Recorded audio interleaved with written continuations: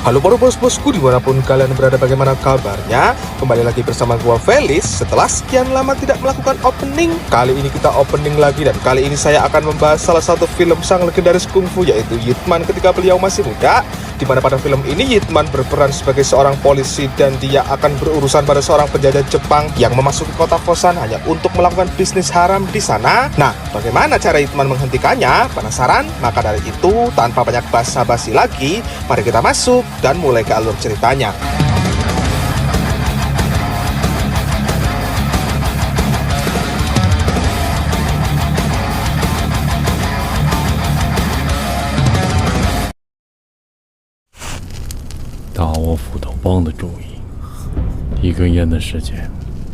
Diawali dengan memperlihatkan ketua dari sebuah kelompok geng terkuat yang ada di Fusan bernama Geng Kapak, yang saat ini ia tengah menginterogasi asistennya lantaran sang asisten diam-diam membantu Jepang menyelundupkan opium melalui dermaga. Si asisten ternyata menerima bayaran besar dan si asisten mengakui siapa orang yang membayarnya yang juga partnernya Jepang, untuk kemudian dibunuhlah si asisten saat itu juga. Lalu esoknya kita diperlihatkan sang aktor utama yaitu Ip Man, yang dalam film ini ia berperan sebagai seorang inspektur kepolisian dan adapun tujuan dia datang kemari karena dia hendak menangkap si ketua yang telah melakukan pembunuhan terhadap si asistennya sendiri. Dan inilah putri dari ketua geng Kampak yang bernama Sicilia. Di sini Sicilia menentang keras adanya seorang polisi yang berani ikut campur masalah yang ada di dalam geng Kampak. Dan meskipun ketua geng Kampak itu benar di sini itu maksudnya dia nggak ngebolehin transaksi opium ada, apalagi di motor di Jepang. Si ketua ini bisa dibilang nasionalis lah sebenarnya, tapi karena cara yang dia lakukan sudah masuk dalam kategori main hakim sendiri, Ip Man pun sebagai seorang polisi yang taat tidak mungkin membiarkannya begitu saja. Dan Ip Man di sini hanya ingin menjemput si ketua, dan tapi karena semua anak buahnya menahan, Ip Man pun terpaksa melepaskan seragamnya lalu maju sendiri untuk melewati hadangan mereka semua.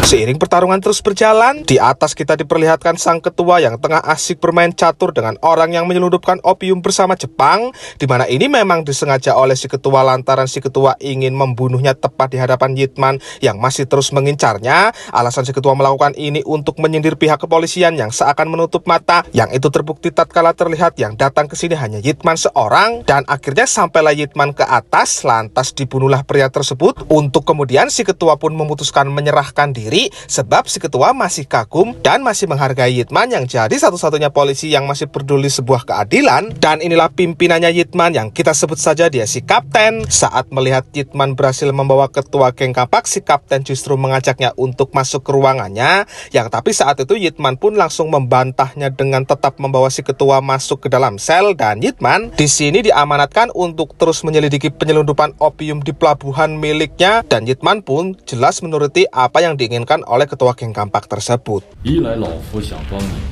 在佛山立个万，是怎么对付日本人的？犯法都会依法办案。 Singkat cerita, esok hari pun tiba. Ketika Ip Man baru saja selesai mempersiapkan pasukan untuk mengecek dermaga, tiba-tiba muncul seorang pak tua yang entah apa maksudnya tiba-tiba menabraknya dan meninggalkan sebuah surat yang Ip Man diminta untuk menemuinya. Di mana di sisi lainnya, wakil Ip Man dan para pasukan lain justru mendapati adanya banyak tumpukan uang di dermaga yang tak lama pemiliknya datang. Ini orangnya kita sebut saja dia si John, dan dia inilah perwakilan Jepang yang bertanggung jawab atas perdagangan Jepang ke Cina, dan dia juga lah oknum yang selalu menjual opium di kota Fusan. Selanjutnya setelah memutuskan untuk menemui Pak Tua kembali, di sini Pak Tua mengatakan ketua geng Kampak akan dibunuh, dan ucapannya ternyata benar kejadian, yang mana tak lama ada dua orang utusan si John yang langsung membunuhnya. Dan meskipun sempat berpapasan, Ip Man jelas tak tahu mereka adalah pelakunya, tapi Ip Man sekarang jadi tahu sebab dia menemukan sebuah kancing yang itu merupakan milik si wanita atau pasangannya si pria tadi yang sempat berpapasan dengan Ip Man di pintu masuk tadi. Nah, karena seakan menutup mata atas apa yang terjadi pada ketua geng Kampak, Ip Man pun memutuskan keluar untuk mencari keadilan untuk ketua geng Kampak dengan tangannya sendiri. Yang sayangnya niat Ip Man harus disalahartikan oleh Sicilia yang menganggap Ip Man lah yang membunuh ayahnya, sehingga saat Ip Man tengah menemani sang istri yang hendak melahirkan, Sicilia dan pasukannya datang menyerang, dan dengan ini pertarungan pun dimulai.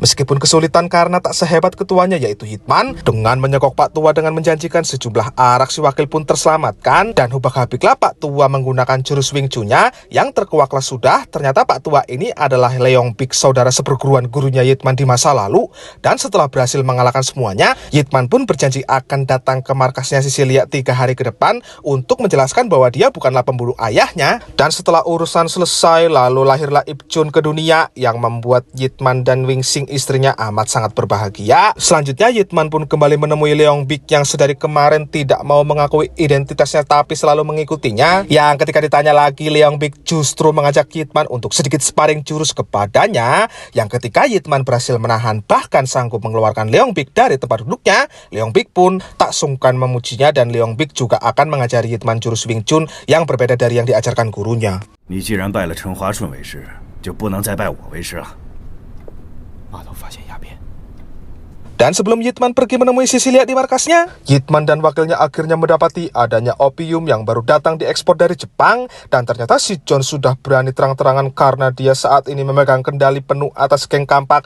Yang Sisilia pun harus menerima kenyataan karena si John lah yang membunuh ayahnya dan semua anak buahnya pun saat ini berbalik untuk menyerangnya. Sisilia sendirian tanpa henti berusaha untuk bertahan dari semua serangan. Dan beruntung tak lama Yitman datang untuk menolongnya. Yitman pun memintanya untuk pergi saat itu juga, dan Yitman lah yang sendirian maju pertarungan, dan Yitman dengan mudah sudah pasti bisa menangani mereka semua saat itu juga.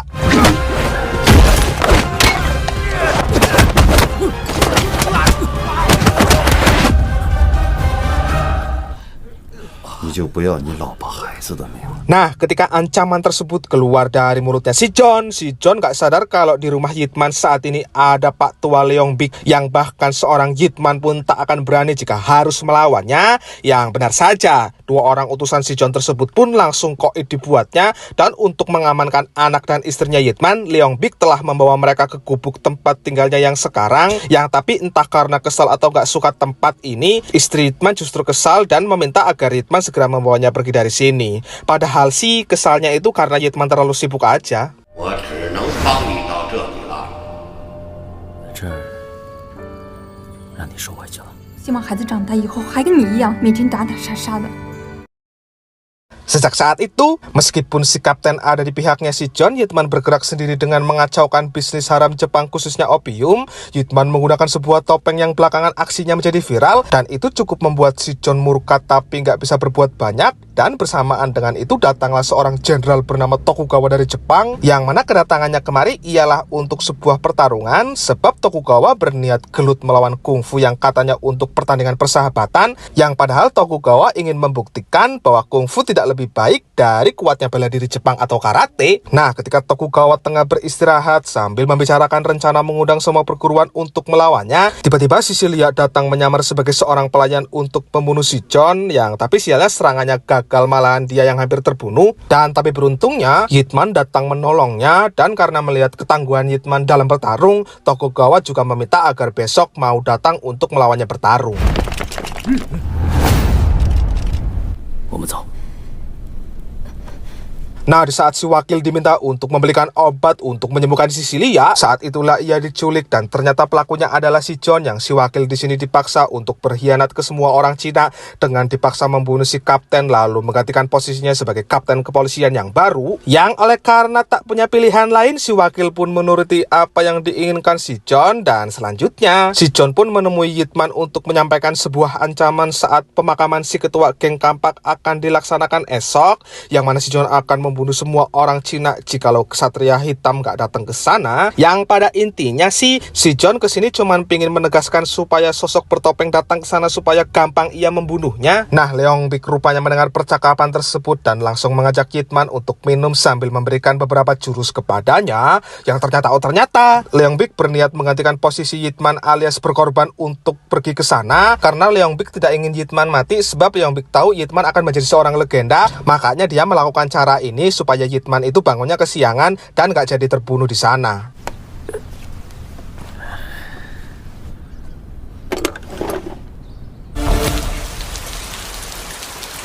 Dengan membawa seorang anak kecil untuk ditimpahkan ke sebuah peti mati sebagai pancingan, dengan tepat waktu Leong Bik pun datang untuk menyelamatkannya, dan dengan ini pertarungan di antara Tokugawa versus Leong Bik pun tak dapat terhindarkan lagi.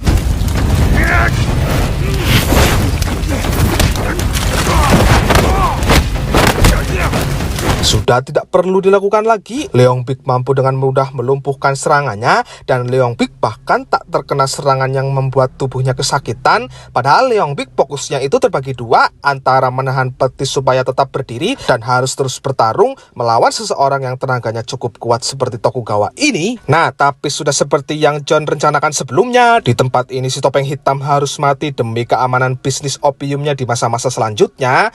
Dan 一生中围绕着转，不惧世间。 setelah beberapa hari berlalu tapi nggak ada satu orang pun yang mendaftar untuk menjadi lawan dari Tokugawa yang mengadakan pertarungan persahabatan antara kungfu dan bela diri Jepang, kini muncullah seorang Yitman yang siap dan akan menjadi satu-satunya lawan Tokugawa di pertarungan ini. Dan karena takut Tokugawa akan dikalahkan, si John pun memerintahkan si wakil untuk meracuni Yitman, yang tapi si wakil nyatanya tak mau menuruti apa yang diinginkan si John, karena meskipun saat ini menjabat sebagai ketua kepolisian, si wakil tetap setia dan itu tidak diketahui sama sekali oleh si John. Dan tibalah hari pertarungan tersebut akan segera dimulai, dan dengan ini pertarungan Yitman versus Tokugawa pun dimulai.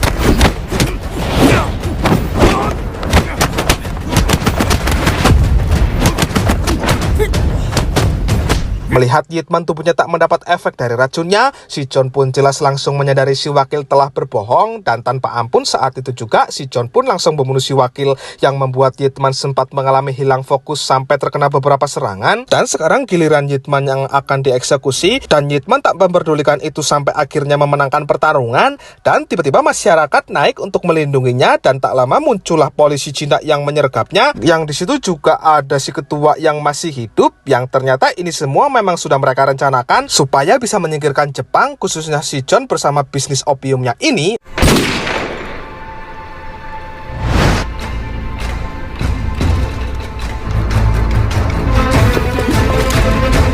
Nah, setelah dideportasi ke Jepang untuk paling tidak bisa bertobat sedikit sajalah, si John malah berulah kembali dengan meracuni Tokugawa karena dianggap terlalu ikut campur dan mengirim sejumlah pembunuh bayaran untuk membunuh Yitman di sana. Yang tapi cara itu jelas gagal karena Yitman tak sendiri, karena banyak orang Cina yang akan selalu membantunya. Yang epiknya, si John lah yang harus tewas karena tiba-tiba si Silia datang untuk membalaskan dendam atas kematian ayahnya. Dan 青川小姐，